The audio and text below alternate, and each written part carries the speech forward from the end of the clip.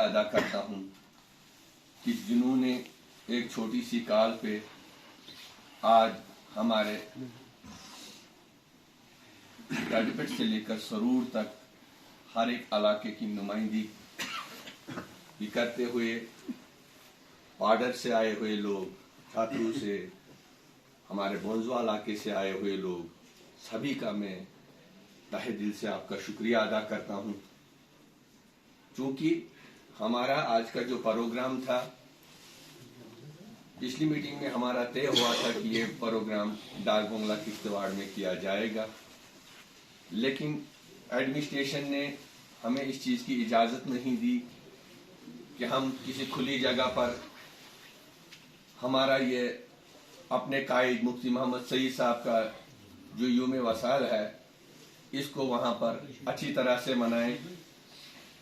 चूँकि एडमिनिस्ट्रेशन भी नहीं चाहती थी कि हमारी पार्टी के लोग किसी खुले मैदान में आकर अपनी बात लोगों के सामने रखें, लेकिन जो सच बात है वो कहने से हम कभी कासिर नहीं रहेंगे। हम अपनी बात, खा हम बंद कमरे में रहें, खा खुले मैदान में रहें, खा हम बाजार में रहें, लेकिन हकीकत जो है कभी छुपती नहीं। आज हमारे नौजवान जो नई पूंछ है, हमारे परमार के युवा लीडर उमर जी ने यहाँ पर अभी बात कही कि मैंने मुफ्ती साहब की जो हिस्ट्री पीछे पढ़ी, शायद ये उम्र में काफी छोटे हैं, इनको इस चीज का नॉलेज नहीं था, लेकिन इन्होंने तब भी उस चीज को पढ़ा, ऐसी बात नहीं है। लेकिन मैं आपको ये चीज बता दूं कि गालिबन 2002 में मैंने पीडीपी ज्वाइन की और उस दौर से लेकर आज 2025 हुआ, हमने पीडीपी को मुख्तलिफ पड़ावों से गुजरते हुए, मुख्तलिफ पार्टी तरीकेकारों से गुजरते हुए आज अगर हम इस जगह पर पहुंचे हैं, लेकिन जो बात लेकर हम चल रहे हैं वो पार्टी, जो पार्टी के कानून, जो पार्टी का लहमल, जो पार्टी के जो किताब थी लिखी हुई है, वो मुफ्ती साहब के हाथों लिखी गई। आप देख रहे हैं कि जब हमारी पार्टी 1999 में वजूद में आई तो जम्मू कश्मीर में उस वक्त एक ही पार्टी थी, वो नेशनल कॉन्फ्रेंस थी। उसके अलावा यहाँ पर कोई भी अल्टरनेट ऐसा नहीं था कि जो उन लोगों का मुकाबला करे। एक वाहिद शख्सियत ऐसी थी जो मुफ्ती मोहम्मद सईद साहब की शक्ल में जम्मू कश्मीर में वजूद में आई और उन्होंने सेंटर के साथ मिलकर यह फैसला लिया, जबकि मुफ्ती साहब उस वक्त ऑल इंडिया कांग्रेस के लीडर भी थे, सेंटर में वो हमारे होम मिनिस्टर भी रहे थे, लेकिन एक दर्द उनके दिल में ये थी कि मैं लोगों के लिए कुछ करूं। जब उन्होंने इस पार्टी को वजूद में लाया तो उन्होंने अपना एक मंशूर बनाया। उस मंशूर में उन्होंने एक नारा दिया, न ग्रेनेड से न गोली से बात बनेगी बोली से। गुलाम अली का जरा प्लीज डिस्टर्ब सुन होगा सर। तो जब उन्होंने ये नारा दिया तो लोग परेशान हुए कि क्या वजह है, ये बात क्या है जो न ग्रेनेड से बनेगी न गोली से बनेगी तो बात बनेगी बोली से, ये नारा क्या है। तमाम जम्मू कश्मीर के लोग उस वक्त टास्क फोर्स के शिकार थे। तमाम जम्मू कश्मीर के लोग उस वक्त जगह जगह उतरकर, हमारे बुजुर्ग, नौजवान, औरतें जगह जगह गाड़ियों से उतरकर तलाशियां दे रहे थे। जब हमारे नौजवान रात को सोते थे तो ये कोई गारंटी नहीं थी कि सुबह हम उठकर अपने घर में होंगे या किसी कैद खाने में होंगे या किसी अजियत खाने में होंगे।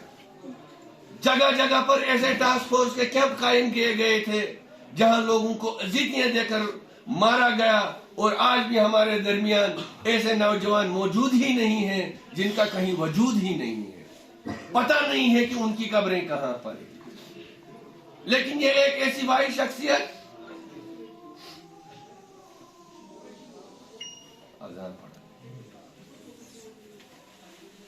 میں آپ سے کہہ رہا تھا کہ وہ شخصیت جنہوں نے ان تمام چیزوں پہ لگام لگائی، ہمارے پاس ٹاسک فورس کو انہوں نے ختم کیا، جو آرمی تھی ان کو بینکروں میں بھیج دیا، انہوں نے راولپنڈی کا راستہ کھولا، انہوں نے آر پار تجارت کی، انہوں نے جو لوگ بے گناہ لوگ جیلوں میں تھے ان کو باہر نکالا، اور وہ لوگ جو یہ چاہتے تھے کہ یہاں کا ماحول، یہاں کا امن خراب ہو، ان کے بھی منہ بند ہو گئے۔ لوگوں کے اندر احساس اس چیز کا پیدا کیا گیا کہ ایسی بات نہیں ہے کہ اگر آپ کے درمیان اس وقت کوئی پارٹی ہے جو یہ اپنا نعرہ لے کر آپ کے سامنے آئی تھی، تو مفتی صاحب نے اس نعرے کو آگے لے کر اپنا جو ان کا مشن تھا، اس مشن میں انہوں نے کافی حد تک کامیابی حاصل کی۔ بدقسمتی کا مقام یہ رہا کہ مفتی صاحب کے جانے کے بعد ہماری پارٹی مختلف سازشوں کا شکار ہو گئی۔ جن لوگوں کو مفتی صاحب نے اپنے کاندھوں پہ اٹھا کر ایوانوں میں ڈالا، وہی لوگ ہماری پارٹی کے لیے وبال جان بن گئے۔ پارٹی کو مختلف قسموں میں تقسیم کیا گیا، مختلف طریقہ کار آزمائے گئے، اور محبوبہ جی کو بالآخر جو انہوں نے باغ دوڑی جموں کشمیر کی سنبھالی تھی، حالانکہ وہ بھی اسی باپ کی بیٹی تھی، وہ بھی اسی لائح عمل پہ چل رہی تھی جس لائح عمل پہ انہوں کو مفتی صاحب نے چلانے کی کوشش کی تھی، لیکن بدقسمتی یہ رہی کہ محبوبہ جی بھی اسی حال کا شکار ہو گئی جس حال میں وہی پرانے، میں سمجھتا ہوں، میں کہوں گا ان کو، وہی لوگ غدار تھے جو آج خود در بدر کی زندگی بسر کر رہے ہیں۔ تو آج ہم دیکھ رہے ہیں حالات اور واقعات۔ آج یہاں پر بات ہوئی کہ کچھ لوگوں نے اس وقت اپنا مینڈیٹ جو ہے ایک پارٹی کو کشمیر میں دیا اور دوسری پارٹی کو جموں میں دے دیا، لیکن وقت کی جو نزاکت بتا رہی ہے کہ جس پارٹی کو مینڈیٹ زیادہ ملا وہ لوگ کیا کر رہے ہیں۔ انہوں نے تب بھی لوگوں کو دھوکہ دیا اور آج بھی وہ لوگوں کو دھوکہ دے رہے ہیں۔ انہوں نے بات کی کہ ہم 200 یونٹ بجلی آپ کو فری دے دیں گے، لیکن آج دیکھ رہے ہیں کہ 200 یونٹ بجلی دینے کے اس چکر میں انہوں نے آج لوگوں کو کہا کہ پہلے آپ سمارٹ میٹر لگائیں گے، 100% ہمیں سمارٹ میٹر چاہیے، ہم آپ کو 12 گیس سلنڈر فری دیں گے، لیکن دیکھنا ہے کہ ان کے پاس ریونیو کیا ہے، کچھ بھی نہیں ہے۔ ایک دوسرے کے اوپر الزامات، ان کے پارٹی کے اندر کے حالات، لوگ ان کو اپنے ایم پی جو ہے وہ ان کی مخالفت کر رہے ہیں۔ آج ہم دیکھ رہے ہیں کہ وہ لوگوں کے اندر نیا شوشہ ڈال کر یہ کہہ رہے ہیں کہ ہمارے ساتھ جو سینٹر میں ان کے ساتھ کچھ نہیں چل رہی ہے۔ آج ہم یہ لوگ جانتے ہیں